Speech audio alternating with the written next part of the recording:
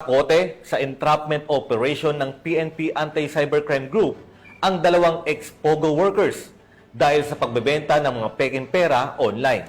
Ang operasyong ito ay nagpapatunay na hindi tumitigil ang pambansang pulisya upang masawata ang mga taong may pananagutan sa batas. Ang detalye ng balita mula kay Patrolwoman Mary Grace Artizuela. Nasa Cote sa Las Piñas City ang dalawang lalaking ito na dating empleyado ng Philippine Offshore Gaming Operator o POGO dahil sa lantarang pagbebenta ng mga pekeng pera online.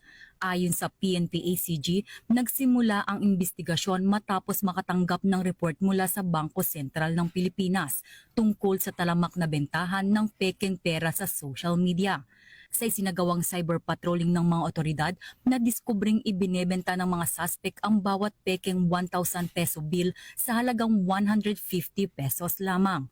Sa pinagsanib na pwersa ng mga operatiba ng Northern at Southern District Anti-Cybercrime Team, matagumpay na naaresto ang dalawang individual sa isinagawang entrapment operation.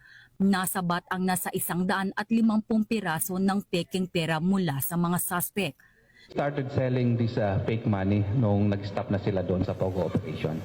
So kaya nga meron pa kaming tinitingnan sa likod nitong dalawang taong ito na nahuli natin at baka meron pang mas malaki na tao. Kinasuhan ang mga naaresto sa paglabag sa Article 168 o ang illegal possession and use of false treasury or banknotes and other instruments of credit na may kaugnayan sa Cybercrime Prevention Act of 2012.